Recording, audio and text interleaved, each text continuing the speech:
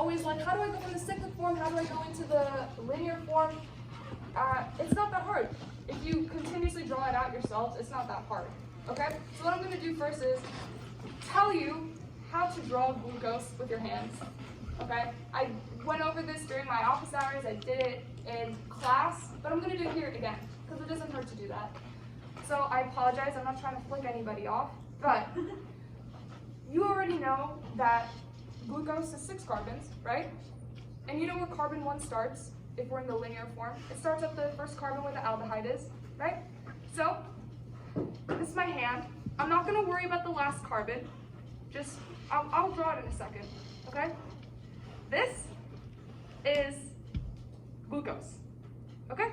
This is glucose. It's also fructose. I'm going to explain in a second. This is called galactose, okay? This is galactose, and this is mannose, a man holding a gun. Easy. Now I'm going to show you, okay? When you write, it'll not a really good one. Give me a second. I'm going to do black. Okay. So I'm just drawing the linear form of it. 1, 2, 3, 4, 5, 6, right? And then obviously we have this here. We have the hydrogen here, and then CH2OH. First of all, if I were to ask you, which directions, if I were to ask you to draw the glucose conformation linear, you would have to know which directions the OHs are. And obviously this is where this comes into play. It's with your right hand, okay? When we say right hand, think about this being in the D conformation. The D conformation, you guys know the difference, L versus D. To know if it's L versus D, you have to know, okay, the last chiral carbon on any carbohydrate, if it's on the left side, this is the last chiral carbon. I'm going to show you in a second. If it's on the left side, we call that L. It's L for L. If it's on the right side, we call that D. Exactly. So this is where the hand comes into play. I'm going to show you, okay? This is carbon 1, my thumb, right? Carbon 2 is like this. Oh, sorry. I'm really sorry. It's like really bad. So if your finger's pointed down, okay, it should be to the right. Notice 1, 2, 3. 1, okay, is down. 2 is also down. 3 is the only one that's flicking you off. So you put it this way, right? Then the rest of them go this way. That's pretty easy, right? Now let me show you how to put that into the cyclic form. The cyclic form is not that hard. It's really not. You just have to understand that it's a pyrinosol. When we talk about pyrinosol versus furannosol, right? How I like to think of it, a pyrinosol is a hexagon shape. That's it, hexagon. Furannosol is a pentagon shape, right? Like fructose. And I'm going to show that in a second. So if I were to ask you, put this into that, it should be very easy. First of all, you know where carbon 1 is, right? It's right here. Do you understand why? Obviously, this thing gets attacked by this up here, right? So, right, it makes the cyclic form. Right, that's just organic chemistry, nucleophile, electrophile, everything rearranges to get the cyclic form, okay? Then all of a sudden, anomeric carbon, we draw the squiggly line because we don't know if it's alpha or if it's beta. You can understand, right, that. Then all of a sudden, if this is carbon 1, okay, carbon 1, carbon 2, okay, it should be pointing down. Carbon 3 is the one that's pointing up. Anything on the left side, okay, when you're drawing it in this projection, the cyclic form, anything on the left side is going to point up. That's how you want to think of it, okay? That's just like a fact. Like I've seen so many drawings, every time sometimes the OH is on the left side, all of a sudden on this projection, it gets pushed up, okay? Then obviously this is down, and then obviously we have this, right? Easy. Give you another example. I'm not sure if you should memorize this. I think on your problem set, she said draw galactose, or draw lactose, which is glucose with galactose.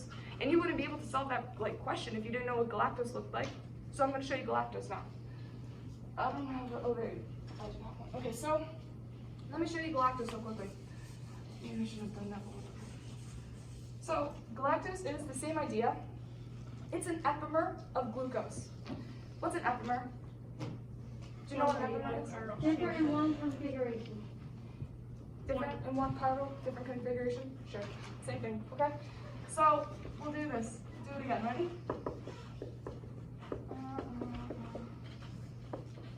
6. Okay, 6, right? CH2OH. I'm going to show you how you draw galactose. Galactose is like an alien. Your hands are like this, right? So what does that mean? That means carbon 3 and carbon 4, if my hands are pointed up, should be to the left side. Easy. So if I draw it,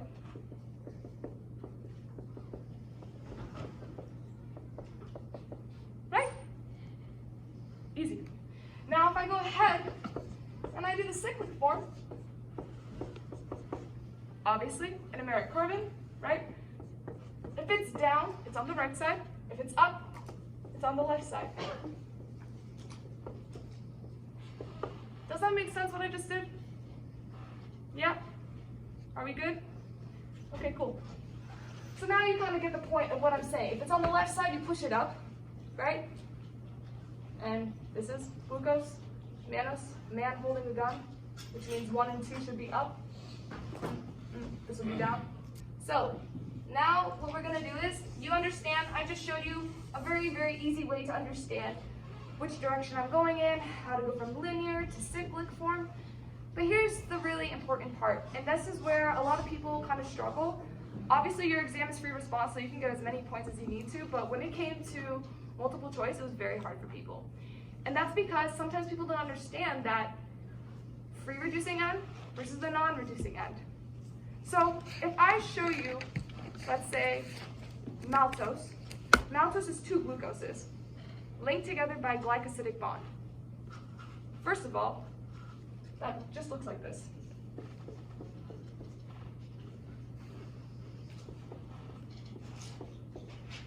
Oh man, I gotta.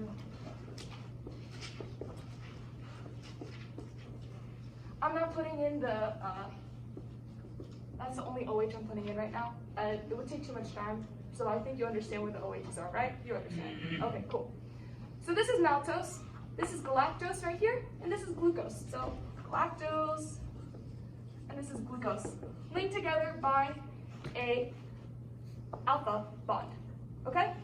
The only one that I know that is going to be a beta bond is lactose. So you can write that down if you want. Any other bond that she says, like maltose or even I believe sucrose, those are going to be alpha bonds, meaning they're glycosidic bonds. The only one that's going to be a beta bond pointing up is lactose. That's a fact. Those are 3 like molecules that you could know, you should know, I guess, I don't know. So when you have galactose and glucose and you're making this glycosidic bond here, on your weekly problem set, people were struggling with how many different ways are there. We have to understand, how do you make a glycosidic bond? It's very easy. It's very, very simple. All you're doing really is you're taking OH from one side, from one other molecule, and you're taking an OH from another side, right? And all you're doing is a condensation reaction to bring 2 things together, right? Easy. Water releases, so maybe this and this, they release, and all of a sudden I'm getting this glycosidic bond. That's it. That's really it. If I want to break it, it's a hydrolysis reaction, so I'll go ahead and add water onto those same sites that water was released. That's very simple. Very simple. That's this. This is a glycosidic bond. But now, again, like I said, it comes into play as the non-reducing end versus the reducing end. First of all, if I give you this molecule, where is the non-reducing and where's the reducing end? Say with your chest. Where is it? This is the reducing. Yeah. Okay, why? Because this one is stuck in this configuration. It can't reduce anymore. It doesn't have, it's like totally reduced. So this is the reducing end? Yeah. Okay. And what's this? Non-reducing. Non-reducing, right? Okay. The way to understand if something is a reducing end versus the non-reducing end is to find the carbon 1. This is carbon 1 right here. Right? That's easy. The fact that this carbon has it's a free anomeric carbon, the OH is free. It's not bonded like the glycosidic bond. I can tell you automatically that this is the reducing end. Right? Now, if I look on this side though, obviously, like, the anomeric carbon is locked into this glycosidic bond. There is going, like, this is the non-reducing end. I don't think it gets simpler than that, right? If it's stuck to the glycosidic bond, there's no free, it doesn't work. So non-reducing. Now, if I ask you which one can go back into the linear form, what would be your answer? Would it be this or would it be this? Glucose. Yeah, it'd be glucose. And the reason why is that the fact that you have this free anomeric carbon still open and not linked into a glycosidic bond means that this structure can go back into the linear form. I don't know, honestly, how to even draw that back again in the linear form. That is very complex. It takes way too much time for me to even, actually it's not even complex, it's gonna take too much time for me to draw, right? It's not that hard, you just take it back out, right?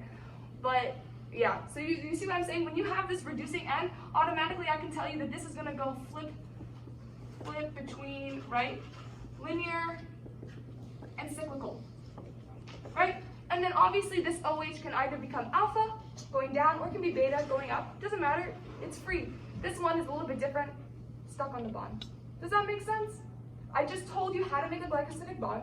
I told you what is the reducing end versus the non-reducing end. And then of course I told you if you have a reducing end, that means that you can flip-flop to linear to cyclical, linear, cyclical. Good?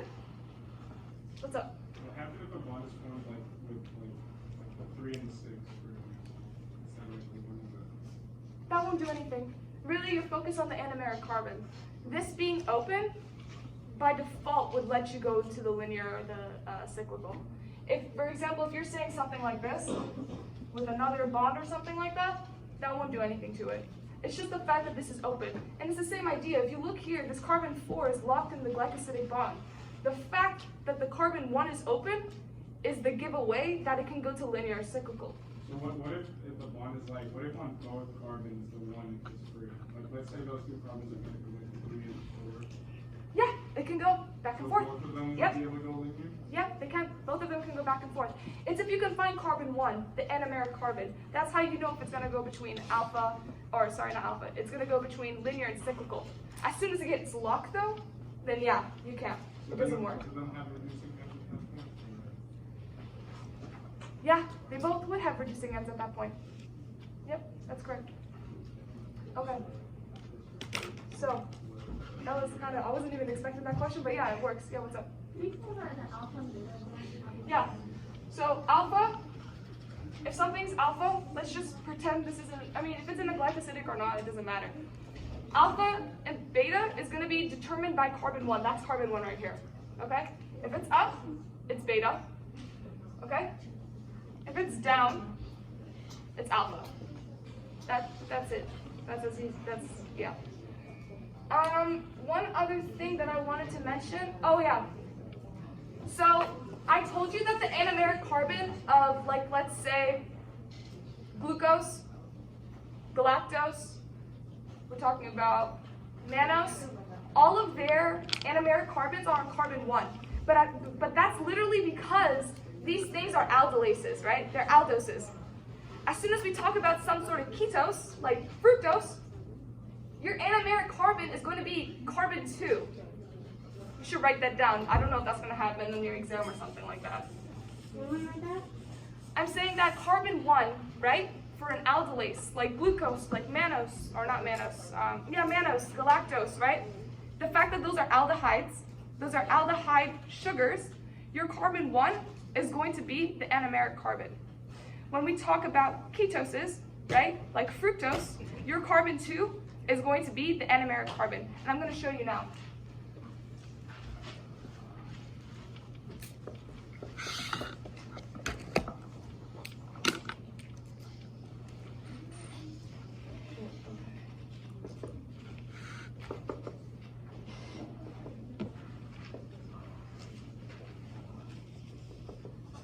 Okay, so this is where it also comes into play. Which direction is your OH going to go in? It's the same idea, except this one's a little bit different. It's fructose. You're flicking somebody off again, but it's going to be a ketose. That's the only difference. So I'm going to show you, right? 1, 2, 3. 1, 2, 3. Same idea. This is the one that's going to go this way. Easy, right? So, you should know though, because it's a ketose, right? This one's gonna look like a furanosol. So it's gonna look more so in a pentagon shape. And not gonna lie, even I struggle at times, so I hope I don't even butcher this. But fructose, even for me, is a little bit hard to draw because I forget where my carbons are at times. So bear with me, I'm gonna try real quickly.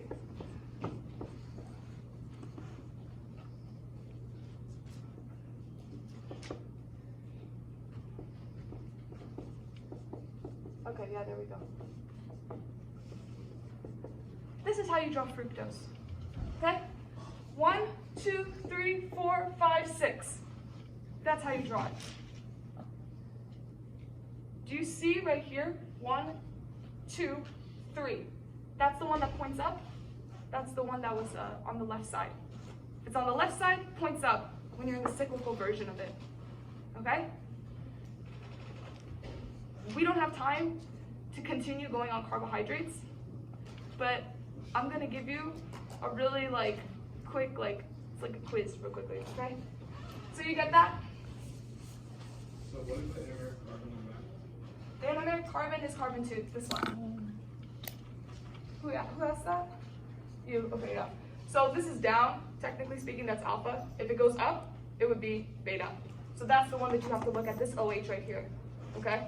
To know if it's alpha or beta. Can you draw, you know how glucose, or whatever you call it, is line? I can't even hear you, what? I said, like, when you draw glucose, you know the biochemistry, Yeah. and anomeric carbon, you draw like a smooth line, right? Yeah. Can you do the same for like fructose, but you have to see fructose as well? No, I don't think so. I don't think it works. Because the thing is that already gives it away. It's not hydrogen or anything, so it gives it away that if it's on the bottom, it should be alpha. That's what I'm thinking. That's just my perception. But in general, in my opinion, the only thing that she could give you that is very well recognized, and by the way, you should know this for a fact. Sucrose is a fructose with a glucose bonded together, right? It's together. But here's where the hard part comes in, okay?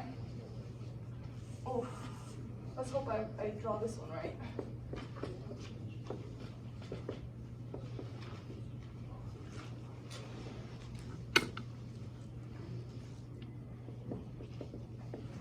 Okay, right now, what I'm drawing is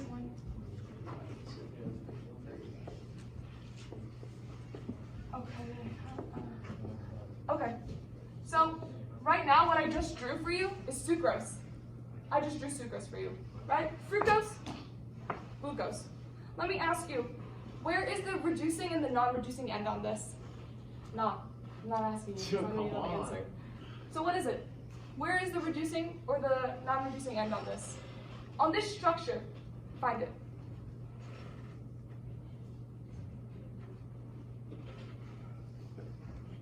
Shout it out, maybe? Just shout it.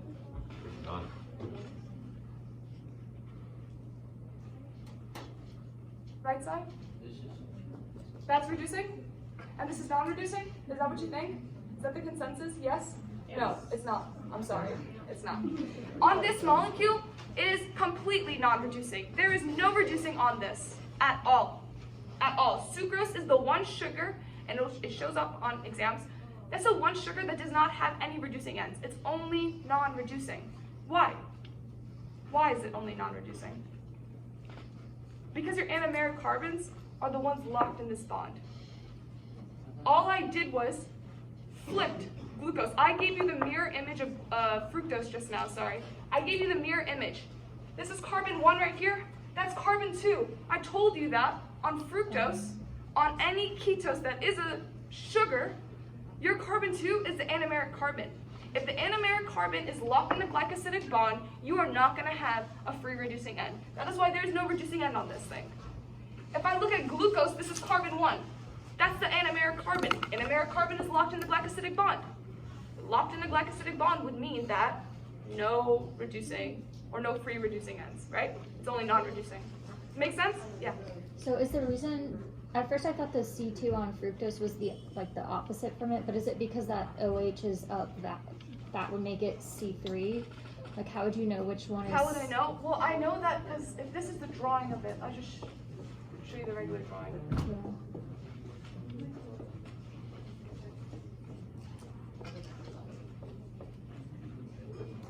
This is the regular drawing of fructose. Right. If you notice right here, the only way this could come together is if this was happening here. And you note that this end is like this, right? This is carbon. Okay, look. Damn. Okay, look. Okay, look. glycosidic bond. This is carbon 1 on glucose. Yeah. That's the anomeric carbon. This is carbon 2 on fructose. That's the anomeric carbon here. I just make a glycosidic bond. I lose water, right? And then I form it, which is right here.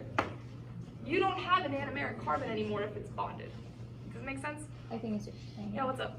Is it okay to compare, like, you switched from fructose? The reason I said in the beginning, because I didn't know you switched from fructose. So is it okay, or would it be confusing if I compared like anything with furanase, if I compared it to fructose? You know what I'm trying to say? Yeah, but Because it doesn't work like that. I wouldn't know where the anomeric carbon was. Well, all I did was give you the mirror image of it.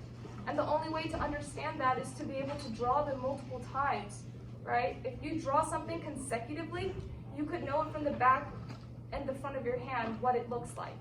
So really, for me to say that I can compare fructose to any other sugar like that, the only way you could compare it is that if they're both ketoses, right? And if they're both ketoses, their carbon 2 is anomeric. Does that make sense? Okay, so we're done with this. You should know what an unsaturated bond is. You should know what a saturated bond is, right? That's just a fatty acid. People get confused. They think that if you have unsaturated, that means you have no double bonds. No, that's not what it means. If you have unsaturated, then that means you have double bonds.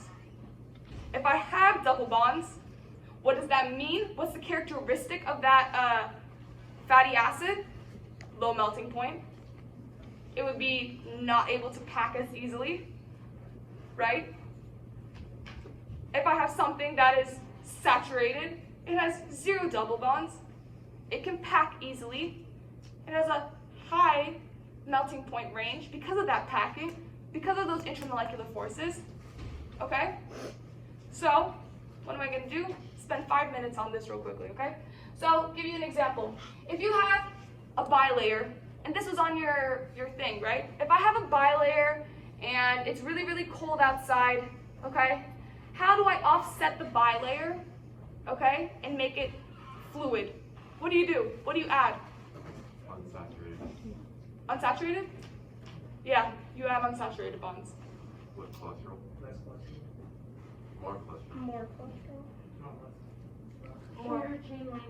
So, okay, the thing with cholesterol is a very picky topic, okay? I did mention this before. So cholesterol, obviously, it's hydrophobic. It's hydrophobic. It's fats, right? You would think that, for example, if the membrane is really, really hot, so let's say you increase your temperature and you increase your cholesterol, let me ask you, what happens to the lipid layer? What happens to the bilayer? You're creating more space between the phospholipids. So you're saying what? It's becoming more fluid. No, it doesn't. More rigid. It becomes more rigid. And that's where people get confused. I don't think this is going to come on your exam. It could come on future exams. Future exams is like your career, really, is what I'm talking about. If your temperature decreases, though, and your cholesterol increases, you become more fluid. And I did talk with Dr. Erb about this, and she mentioned, yeah, temperature is kind of a little tricky when it comes to cholesterol. And I'll tell you why.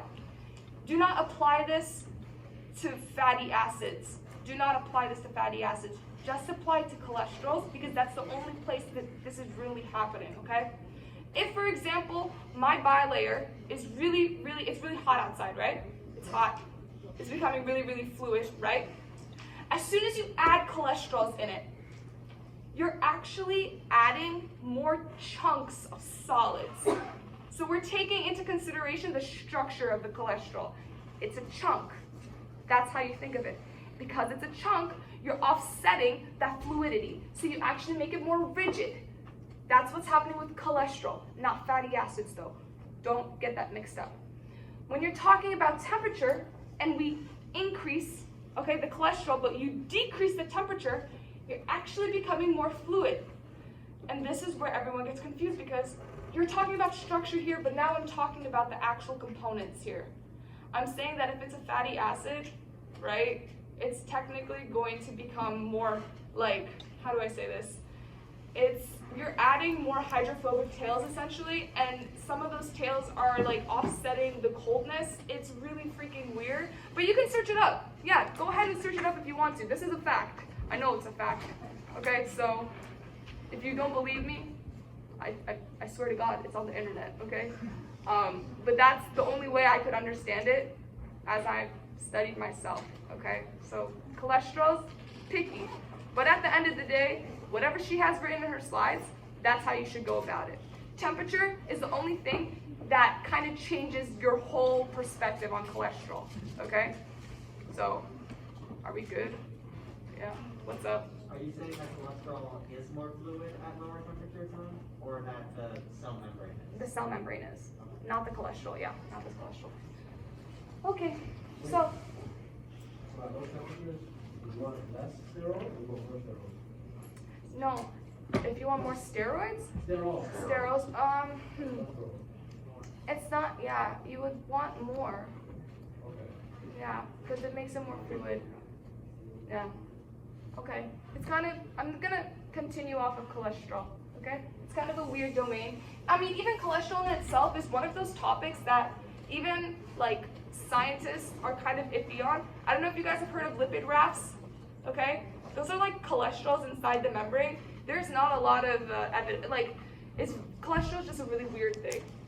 But in her slides, she did talk about LDL and HDL. Do you remember that by any chance? HDL, LDL, low density, no, high density. We're not going to talk about that, okay? So the last thing, so the thing is that like I don't know if you want me to tell you what's in the slides, right? Like I could tell you that if you increase the temperature in a bilayer and you add unsaturated fatty acids, what happens? It becomes more fluid because it's a lot of unpacking. I mean, if you think about it, right? So it becomes more fluid than necessary, and it just becomes everywhere. You lose structure, okay? One thing that I think I should probably mention is trans versus cis, right? First of all, if you're talking about unsaturated bonds, right, the natural conformation is always going to be in cis. It's always going to look like this. And then whatever, right? Cis. The thing is that scientists, because you already know that the melting point, or technically speaking, the melting point of this is really low, right? And it's liquid at room temperatures as well. So what scientists do is what? They make things called like peanut oil. Peanut oil, if you think about it, has a very high melting point. Why do you think you're able to fry things in it? It's because it has a high melting point. You cannot use avocado oil. I don't know if you've ever used avocado oil before, but you can't use that because it's going to start smoking at lower temperatures, right? Versus peanut oil, it doesn't. And that's because what they did was they actually hydrogenation, yeah, I believe it's hydrogenation, right? What they did was here is that they all of a sudden made this thing trans. And if you think about it, it becomes easier to pack things, right? You're packing something that is so easy, right? It's the same idea as that if this didn't have any double bonds, right? It's the same idea that the melting temperature, right? The melting point of a saturated bond is going to be higher than obviously a unsaturated, right? Because this thing is able to stack so close together that my melting point it's going to be harder to unpack it. It's going to be harder to destabilize something like this versus something that is already unpacked to begin with. You don't need to put a lot of energy into it. You put very minuscule amounts of temperature and you can break it apart. That doesn't happen here. That's why it's a higher melting point, because it kind of looks like that. The only fact is that, what? There's a double bond in it. That's really it. Yeah. I was like,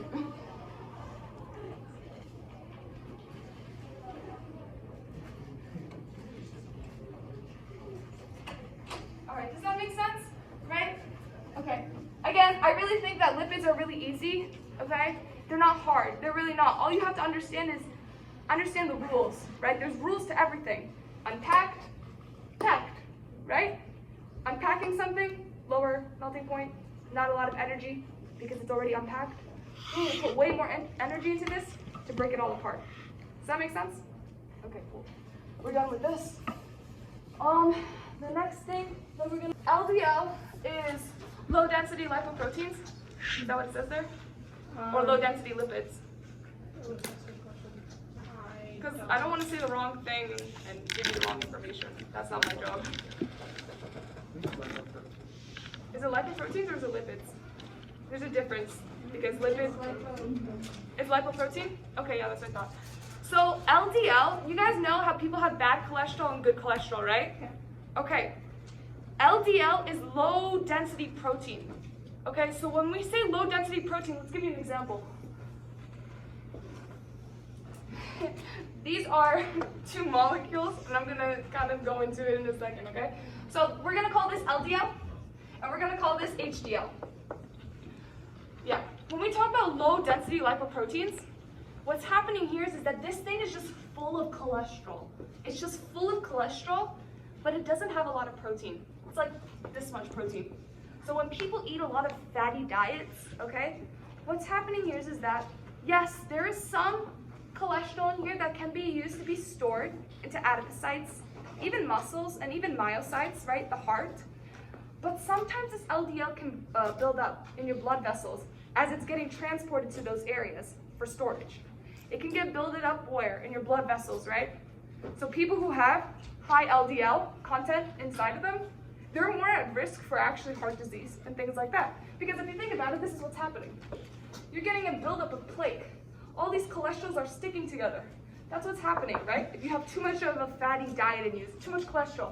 When you talk about HDL, high density lipoproteins, all of a sudden, you're more so filled with protein. You're not filled with a lot of cholesterol, okay? That's why it's called high density lipoproteins, because you have more proteins that are inside of HDL. HDL is what we call good protein, okay? And I'll give you an example of why. It's called bad protein. Or not even bad protein, that's not right? Just say good versus bad, right? This is good, that's bad, okay? I'll give you an example. If too much LDL builds up inside your blood, what HDL can do, and HDL is actually also made by your liver, okay? The same area that can bring this stuff back in. I'm gonna explain. What's happening is that you're getting this thing called HDL, right? HDL is coming in, okay? And what it does is it has this mechanism called LCAT.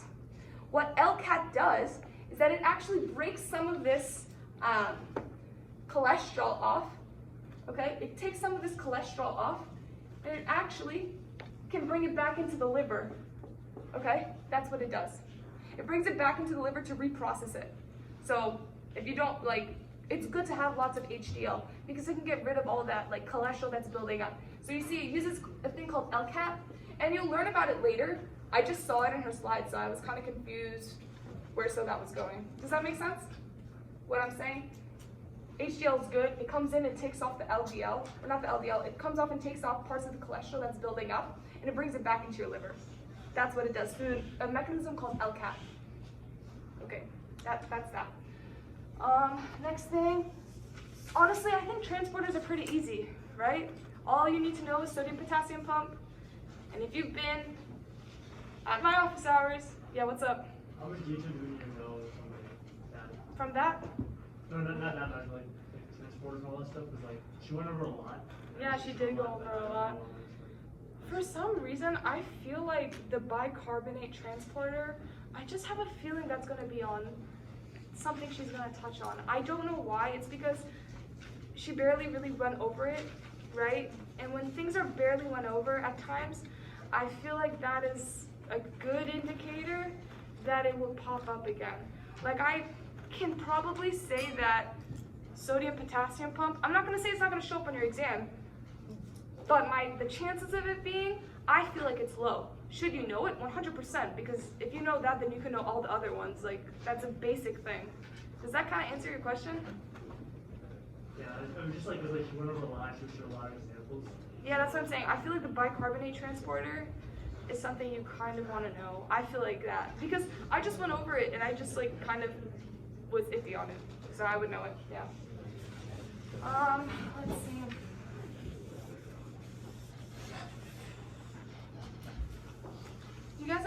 questions? Make it, yeah, yes, no, no. All right.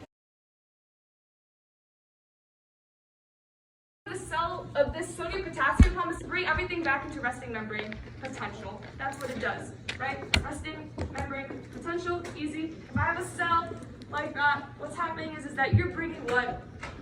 3 goes out, 2 goes in, and you use 1 ATP. If it's directly being used, if I can tell you that I am directly using ATP, I will call this a primary active transporter, okay?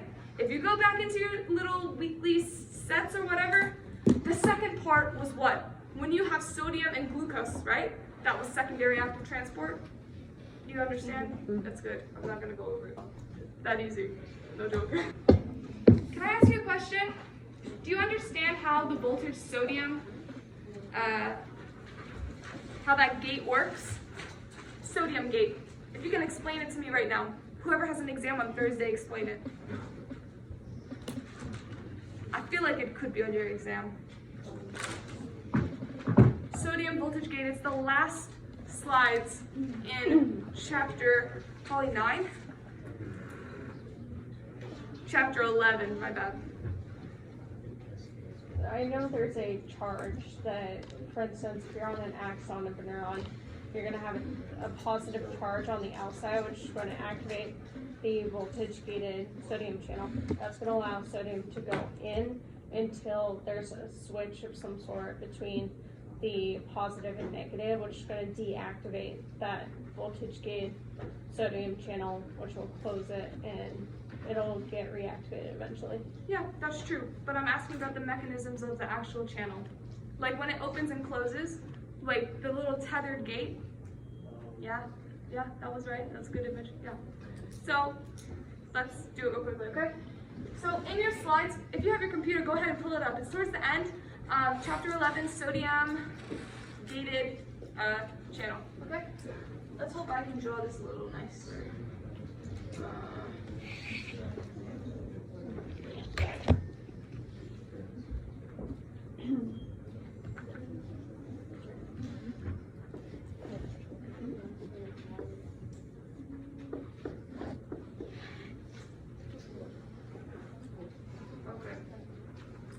So this is a really bad image, I'm not gonna lie. It's as simple as I can make it. So what I'm trying to say is that obviously things that are positively and negatively attracted, they're gonna stay together, right? That's what's happening.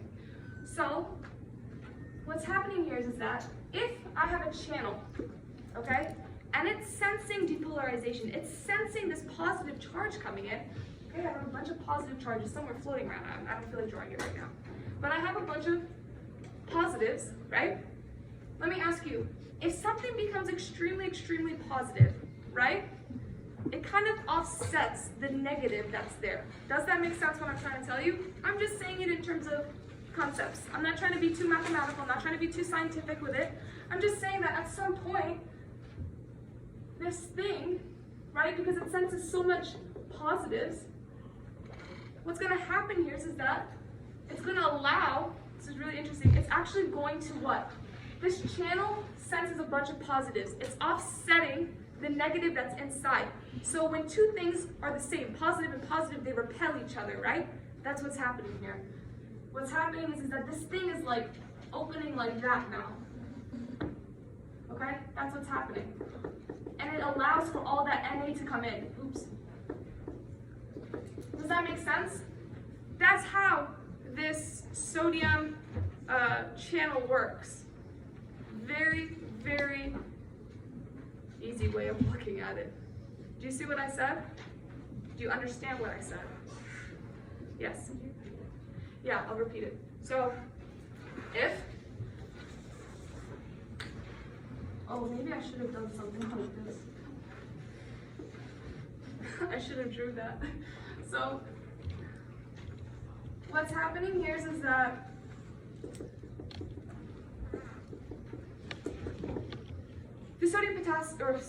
the sodium gate has a bunch of positive charges on the gate, okay? you have this thing called ball and tether on the sodium channel. And I'm sorry, I forgot to mention this part. But what's happening here is that when the cell or when the gate doesn't sense depolarization, it doesn't sense a positive charge, right? Obviously, this positive and this negative is going to be pretty interlocked with each other. We're not opening the sodium channel. We don't sense depolarization. We don't sense a positive charge up there. Forget that's here right now, right? You don't sense it. So you have this ball and tether idea where this chain and this ball is kind of blocking the sodium channel, okay? As soon as you have an action potential, if you're in a neuroscience class or if you've taken a psychology class, action potential means depolarization, right? You're shooting up, it looks like this, right? This is the part we're talking about, the action potential, right? This is called repolar or hyperpolarization. Don't worry about it, it's not a neuroscience class. So this part right here, as soon as the gate is noticing that we're getting a lot of depolarization, so lots of positives, what's going to happen here is that this thing is going to open, okay? And all of a sudden, you're going to have a bunch of positives coming in. Positives and positives repel. So what's happening here is the gate's opening. That's exactly why all of a sudden you get this, right? And it allows for everything to go through. Maybe my drawing is a little off, I apologize, but that's just what she's saying in her slides. She has this one slide with a bunch of words on it. I kind of just expressed it to you like this, layman terms, okay? Now, the last thing I want to go over is, if you have not by now, like, drawn, like, how glucose and epinephrine, not glucose, if you have not understood by now how epinephrine works, you should do that. You should really understand how epinephrine works. Drawing that multiple times is going to really help you in the long run, okay? How epinephrine works, how you get to glycogen phosphorylase. How does insulin work? You have glycogen synthase, right? These stuff are really important, especially for the next students, but a part of life, right? You have to have sugar getting into glycogen. You have to have glycogen breaking down into sugar, right? So let me ask you, would you like me to go over how epinephrine works? Yeah? Okay. I'm gonna do this again. So, epinephrine is this, okay? Let's draw it. First of all, epinephrine is also known as adrenaline, right? So, fight or flight.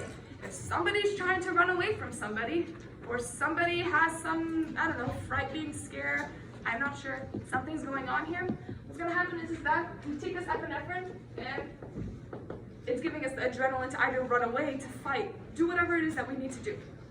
And the next thing that you should understand is that if epinephrine is being utilized in this moment, right, you're gonna have an increase in your blood glucose levels.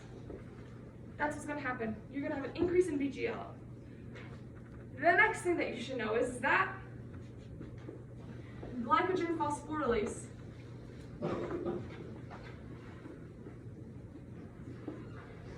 is activated. What is glycogen phosphorylase? What is it? Yeah, breaks down glycogen. That's all it is. The next thing that you should know that this is the GPCR system. It is a G protein coupled receptor. That's how it works. The next thing I'm going to tell you is that this thing is called a peptide hormone.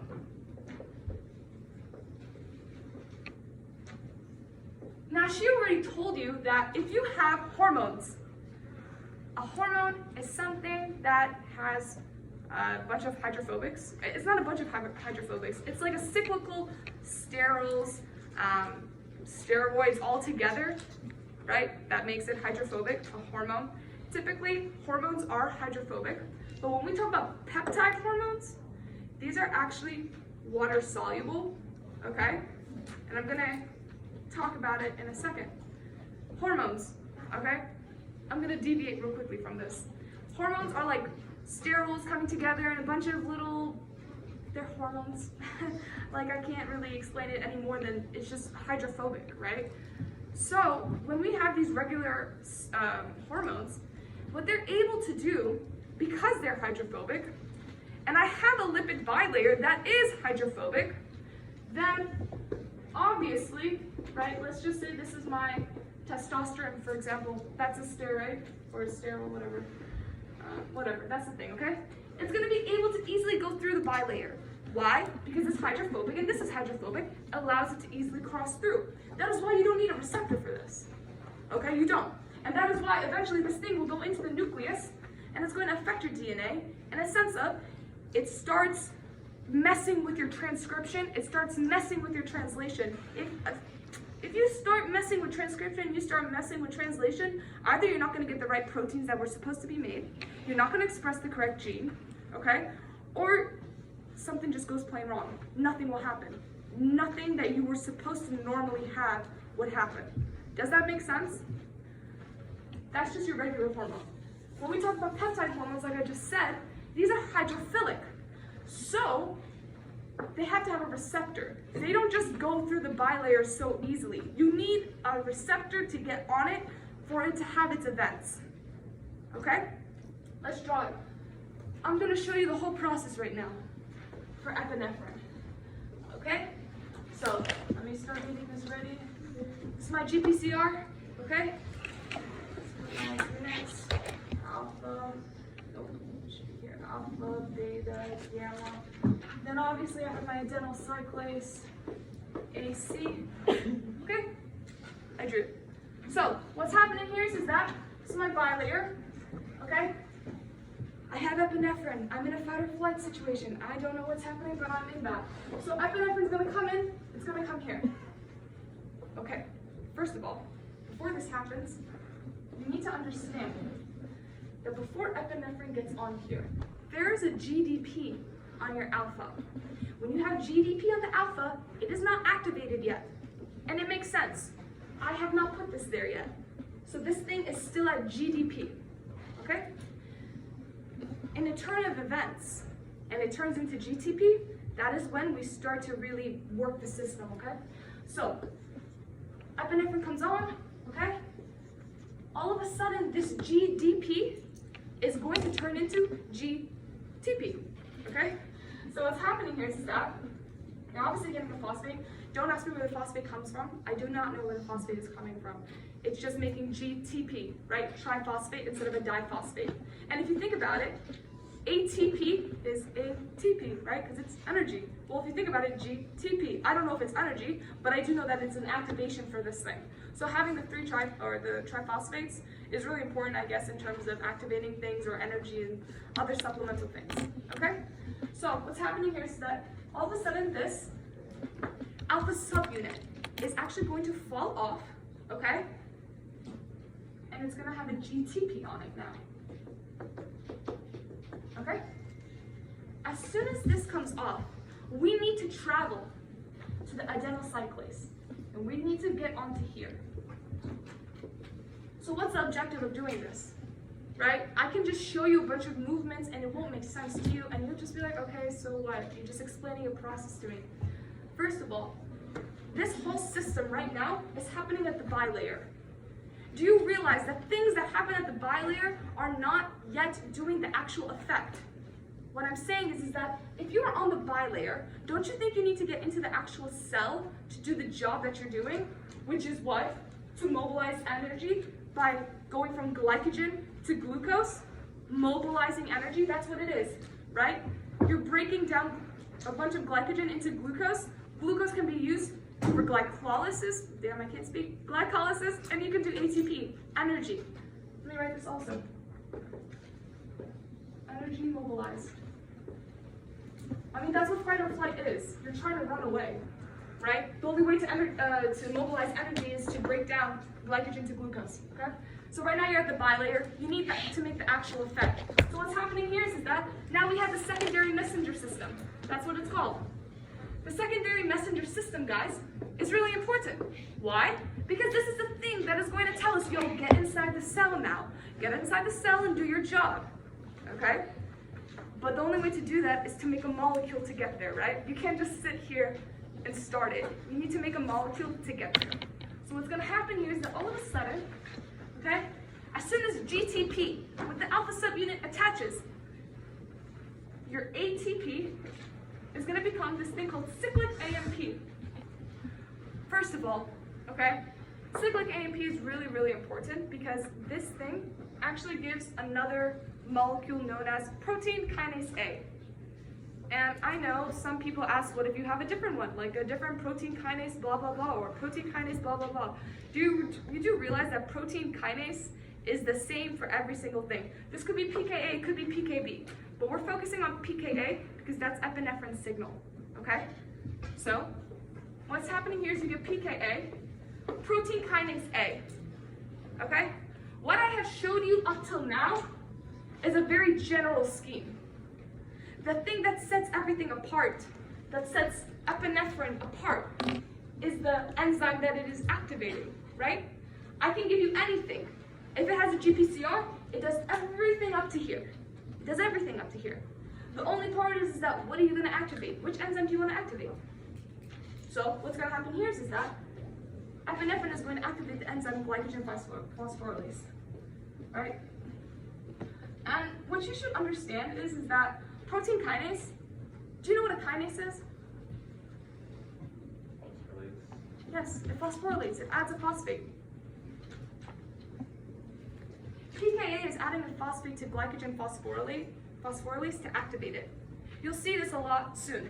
Sometimes when you add phosphates, sometimes when you take off phosphates, you activate enzymes, you deactivate enzymes. In this case, what happened here was that pKa, okay, added a phosphate to glycogen phosphorylase, the enzyme, and it activated it. As soon as this gets activated, you know what's going to happen? The glycogen is going to break down.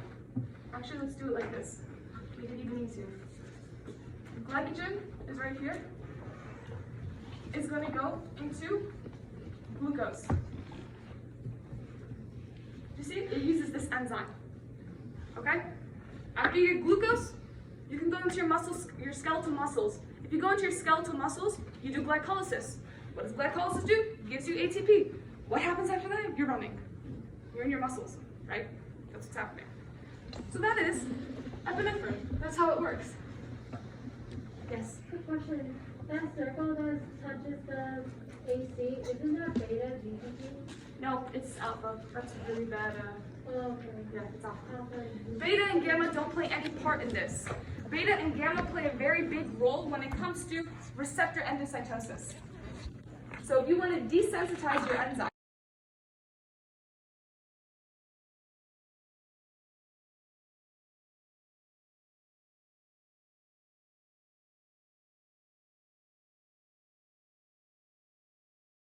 it's really easy. I kind of already went over it. Oh, let me get this.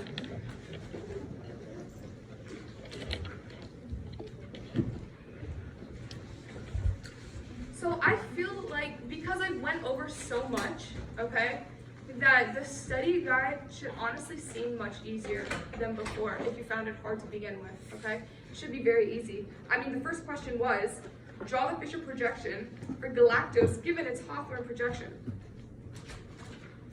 Should I go over that? Nope. No, I feel like that, you guys are okay with that? I don't need to? Okay, that's fine. How many stereoisomers are possible? It's 2 to the n. Understand the amount of chiral carbons, right? In glucose, how many chiral carbons do you have? 4. Yes, obviously, because in the linear form, that one carbon is on the aldehyde, and the last carbon is CH2OH. You do not have 4 different substituents, 2 hydrogens. It's not chiral. Okay? So, the answer should be what? 16. Right? We're good. These are a type of diastereomer in a sense that one of the chiral carbons switches, meaning that the OH that was usually on the right side might go to the OH, it might switch to the left side. So the question says, how many epimers are possible when you draw them all in Fisher projection? So what she's saying is that I have galactose in the linear formation. How many epimers can you make?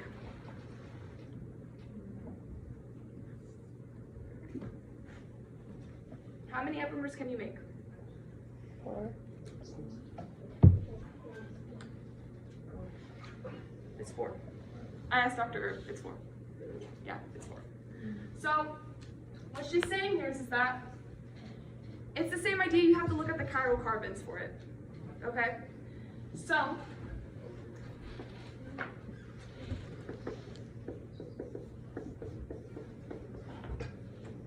okay, if I'm drawing galactose,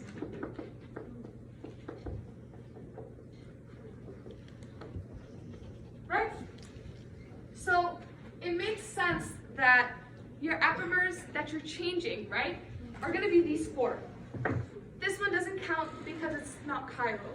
And typically, like, the OH, it just doesn't work, because if you think about it, if I draw the other epimer, right, galactose's epimer is also glucose. And I'll show you why, because if you think about it, I'll draw glucose for you.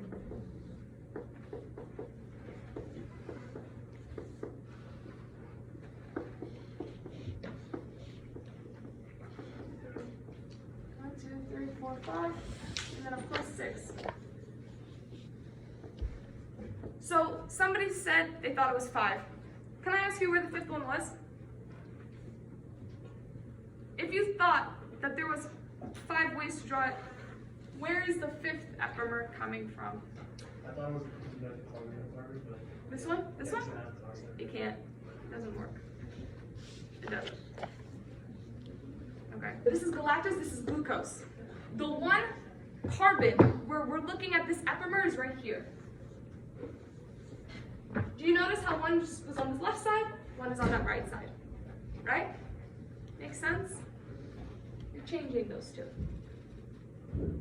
That's what I'm saying. So if I go ahead and maybe I'll keep this one on this side, and maybe I'll change this one. That's another epimer. Instead, though, we'll be looking at this one, right? Epimer is just changing one chiral carbon. That's what it is. Okay? Are we okay with that? What's up?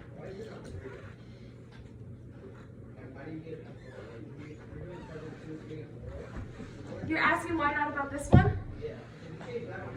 You're changing the conformation of it from L and D. Is that what you're saying? Yeah, it's still an epimer. That's what she said. Yeah, it's still an epimer. Because, yeah, I thought about that. Yeah, that's what she said. So, yeah. So can we just look at it as the number of chiral carbons? That's the number of epimers there are? Can we just say that? So like, I mean, yeah, it works. Yeah, it works.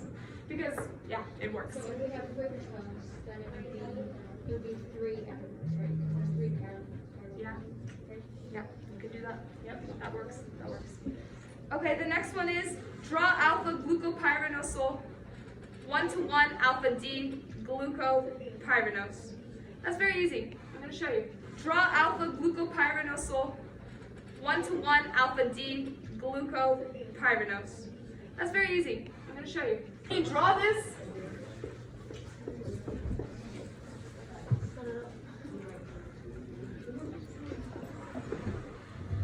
Okay, first of all, when you're drawing these type of stuff, especially glycosidic bonds, you want to draw it in a way that makes it easier for you.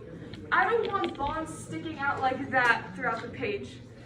If you need to flip it, flip it. It's not that hard, okay? So, the question is asking draw glucose, basically, on the carbon 1, and make another bond to the carbon 1 of the other glucose.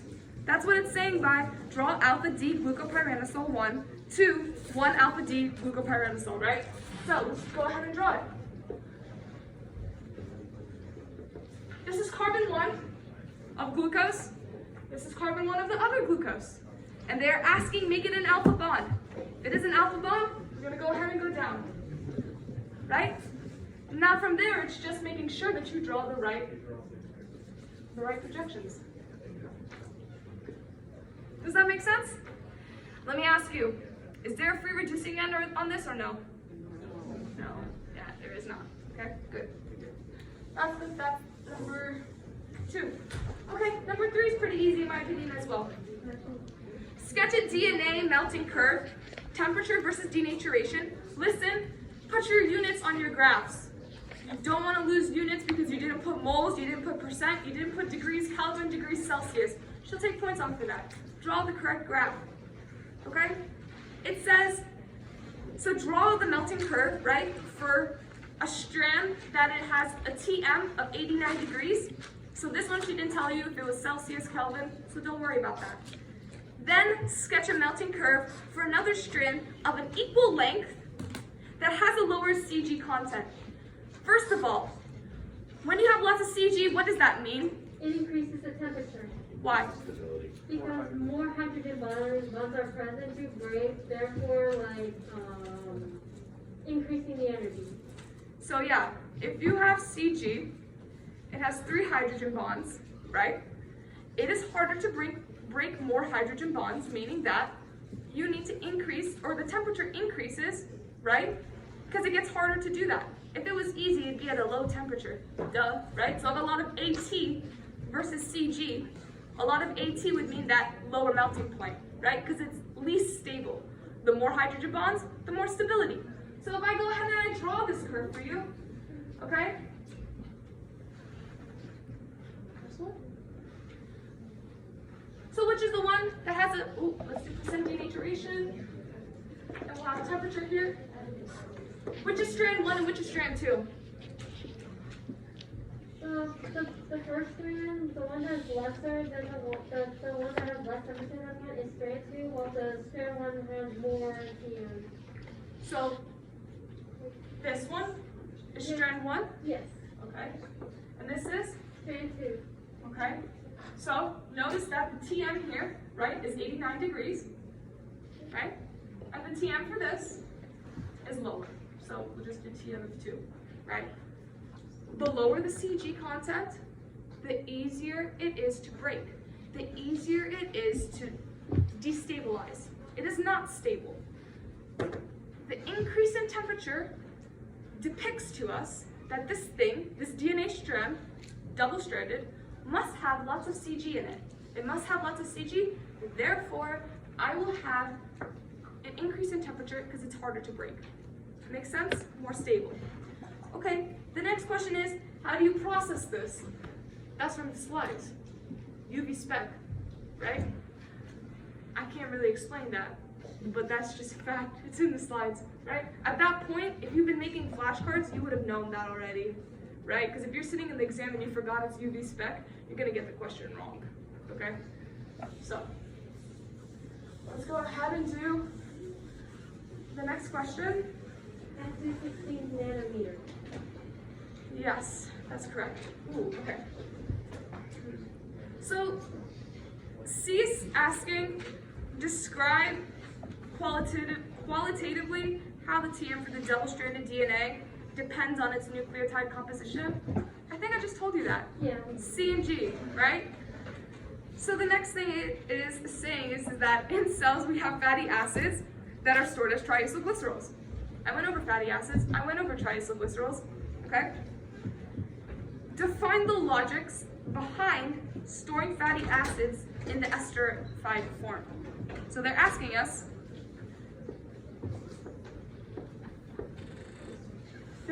why do you do this?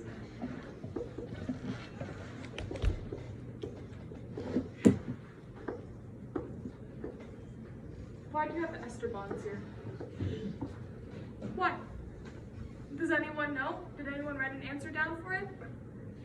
Of why you would have, why you would want it to be in the esterified form?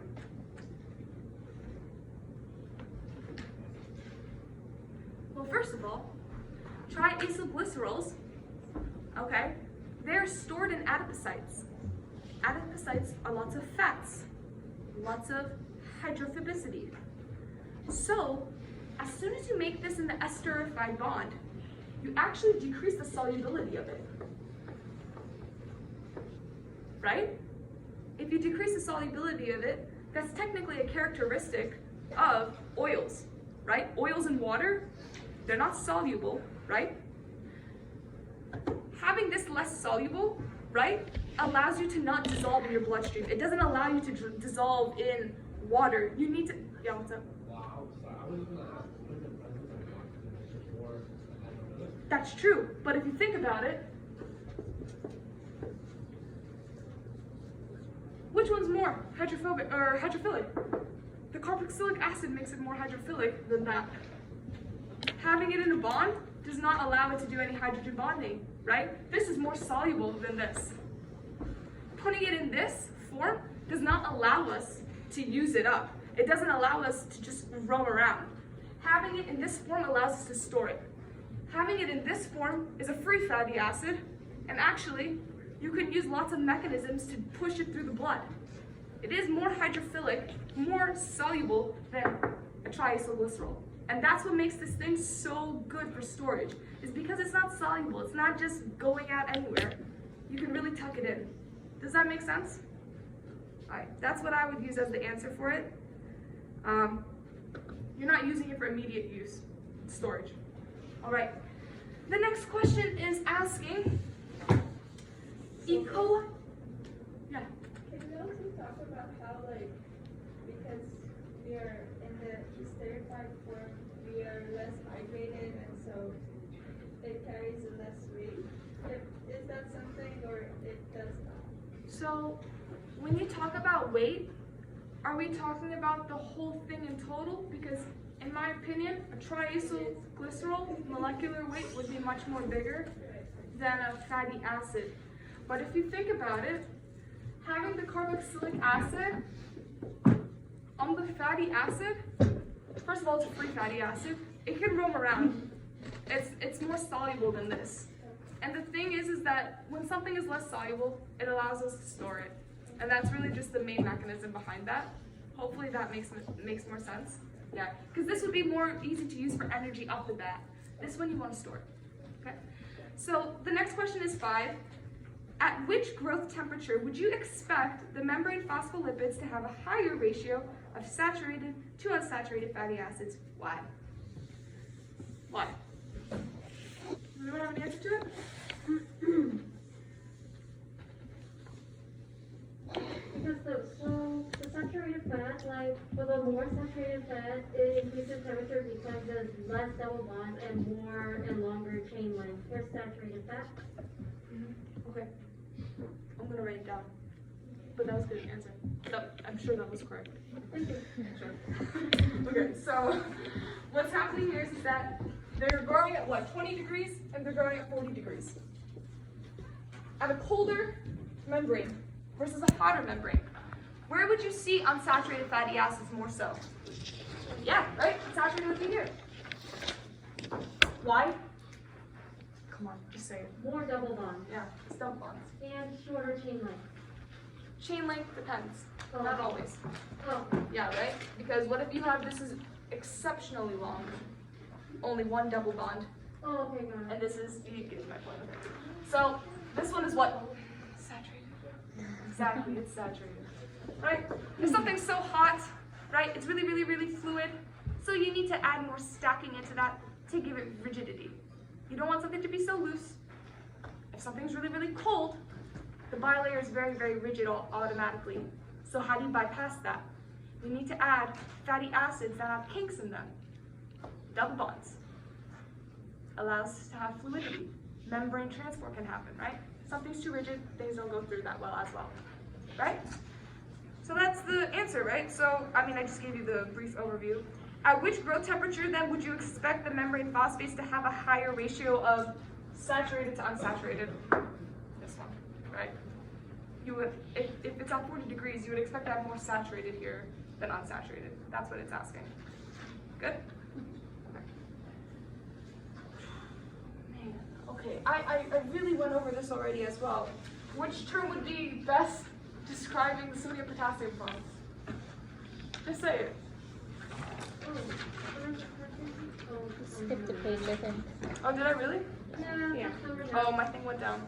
Okay, so then, okay, the fatty acid that is in this image right here. I am not gonna draw this all the way. What's the answer? Just shout it out. 18, colon, 3, parentheses, delta 9, comma 12, and 15. Sorry if I say it too long. No, you didn't. That was the right answer. Okay. Does everyone understand why it's that? Yeah, let's go.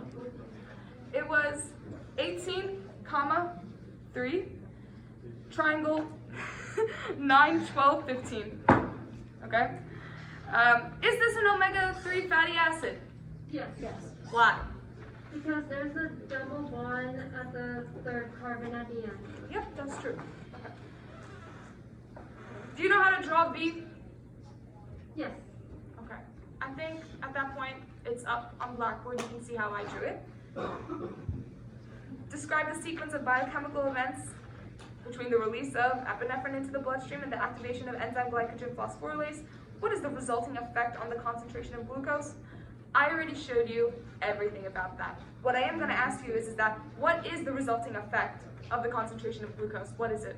It's going to increase it. It's going to increase, right? You need to mobilize energy. Yes. Would that be increase in the bloodstream? Or? Yes, it's an increase of glucose in the bloodstream. Yeah, that's the only way it can get to other places, right?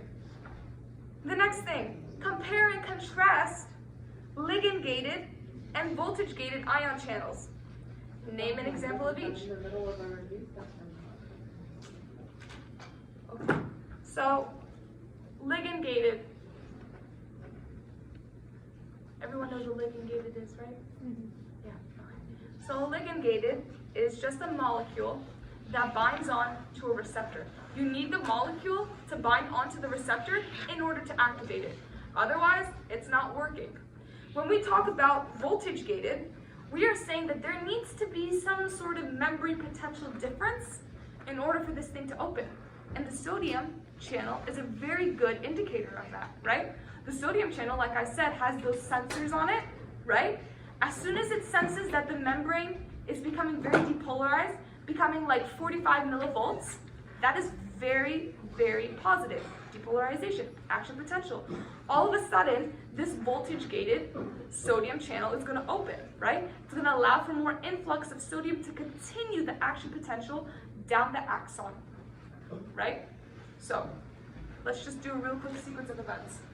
So then you know, by the way, how acetylcholine works in a sense of the nicotinic acetylcholine receptor. That's what it's called. Like a neuron, the axon of neuron 1, this here is a terminal button.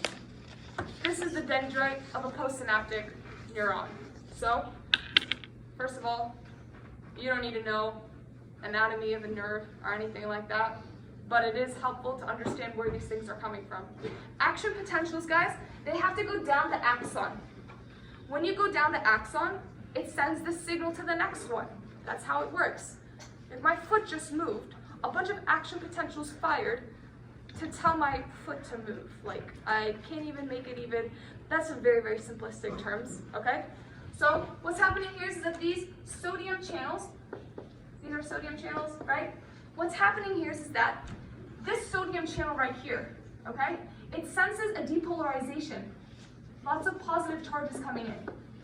All of a sudden, this thing is also going to open. Remember the voltage-gated channel, right? It senses the positive. It's going to open. The ball and tether move, okay? Our channel opens, and more Na comes in. Do you see what's happening? Then it continues. Then all of a sudden, I'm at these things called vesicles, right? Vesicles. Inside these vesicles, we have these things called neurotransmitters. Neurotransmitters go through the synapse, and they have an effect on the next postsynaptic neuron, okay? So as soon as we get this depolarization inside this cell, what's going to happen here is we have calcium channels.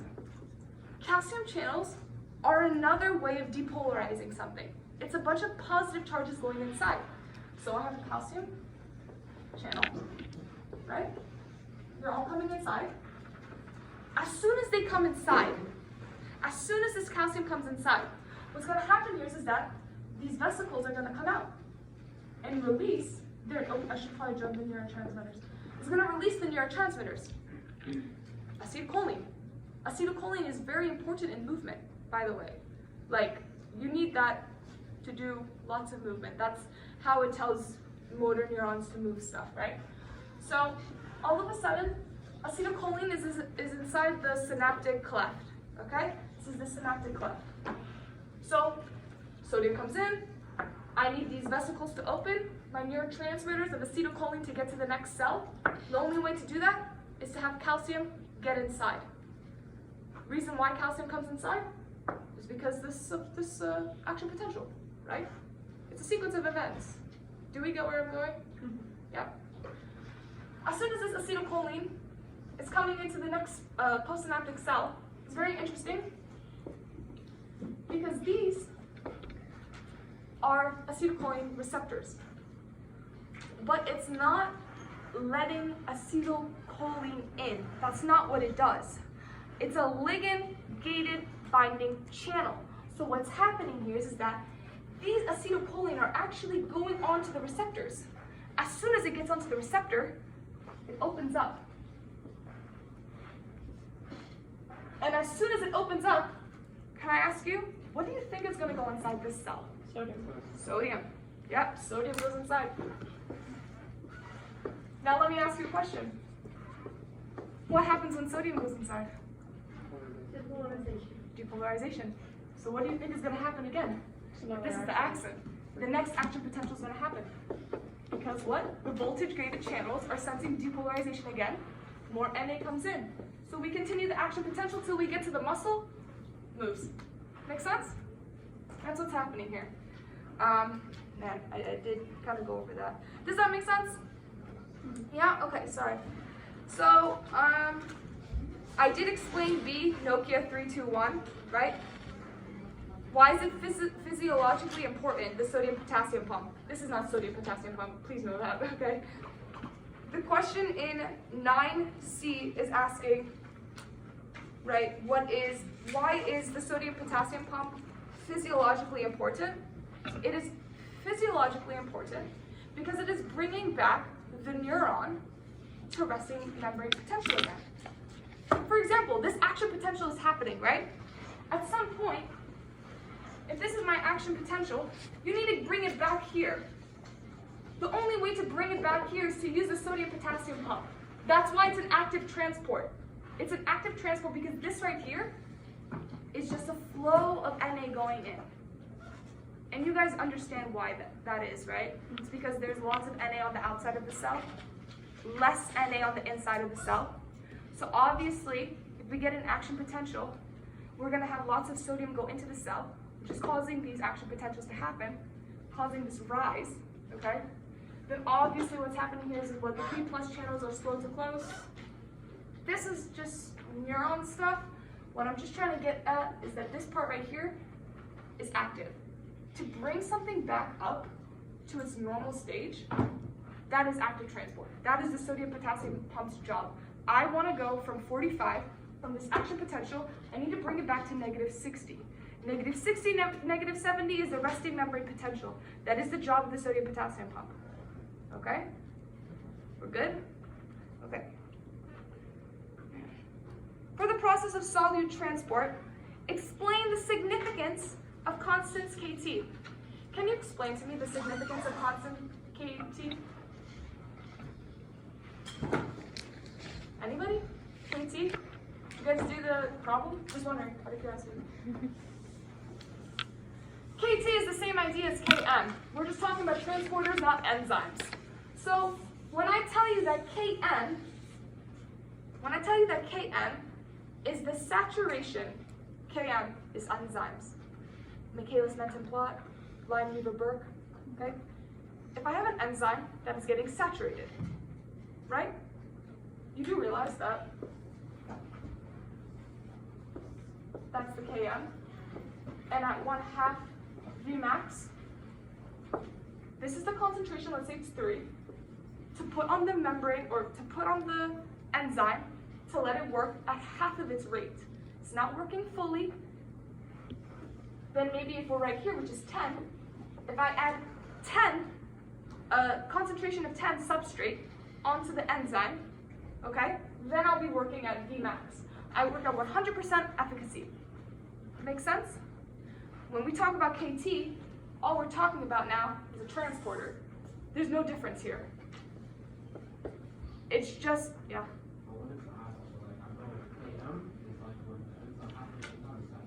Yes.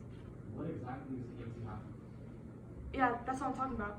Well, like, I'm asking, like, what exactly is it? I don't know. Yeah, I'm going to tell you right now what it is, yeah. What Kt is talking about here is that we're saying how much does this transporter need to be saturated for it to reach 50% of its efficacy? How much, let's give you an example, glucose transporter, right? In my blood, if I have GLUT1, okay, GLUT1, this thing is working usually at 5 millimolar capacity of glucose, right? 5 millimolar. Now, for example, if this KT, by the way, when I say 5 millimolar, I'm saying that when maybe I should have drawn like this. If the blood in our system, so if the glucose in our blood is at the concentration of 5 millimolar, for example, and let's say this GLUT transporter has a KT of like 1, what it's saying is that on a graph, this is the KT, is 1, and this is 5. It's saying that I only need 1 molar concentration to put into this, to use for this transporter, okay, to work at 50% of the rate. That's what it's saying. It's the same idea, it's a rate, but we're just using transporters. We're just saying that if I add, if I have 1 millimolar concentration outside of this cell, let's say it's 1 millimolar, this thing is only working at half of its rate, 50%. It's not working fully, okay? As soon as we put 5 millimolar in the blood, this thing is working at 100% efficacy. It's taking in the glucose as fast as it can. Does that make sense? Does that make sense? Okay, right? Now, for example, if I have, though, there is one called GLUT, I think it's GLUT2 or GLUT4. I cannot remember right now. GLUT2, is it? Okay, yeah, it's GLUT2. GLUT2 is very interesting. I don't know if it's gonna come on your exam, but how GLUT2 works is that it actually has a KT of 15 millimolar. And John, this is how I'm gonna answer your question. It's gonna make sense now. So, let me tell you something. If this KT is 15, right? Let me ask you, if I have 5 millimolar inside the blood, right? Oh, you get it, not mega, Noah. If it's 5 millimolar in the blood, do you think that this GLUT2 is going to be working that hard? Do you think it's going to be intaking glucose? Yes or no? No. No, it's not. It doesn't. It doesn't take enough glucose. It doesn't understand that, hey, we're not at actually 15 right now, we're only at 1, so really I'm not going to be taking in a lot of glucose. I'm not going to be working as hard. I'm not working as hard. But as soon as, let's say I eat a very dense carbohydrate meal, eat a sandwich or something, my blood glucose might be 25 now. All of a sudden, this thing might be working at Vmax. It's going to be intaking as much glucose as it can. Does that make sense? You typically find this receptor actually on liver. The reason why you find this on liver is because this glucose that is coming into liver, right, can be stored as glycogen. That is why. Okay, you're not using it for immediate energy. Okay, if it was GLUT1, you could find GLUT1 a lot on your skeletal muscles because it's using it automatically for energy. When you eat something, you don't need energy automatically, right? So sometimes the GLUT2 is going to work instead and take that glucose and store it. Does that make sense? That's why you find it on liver, because that is a site where glycogen storages are. Make sense? Good? Okay. Okay, so this is the last part. Oops. Okay. Yeah, that's it. That's it. We're done. Okay. Are you good? I know I only have 5 minutes left, extra questions, but I really think I hit everything pretty hard. So yeah. Hey Sophia, do you think the ion flow equation is going to be on there?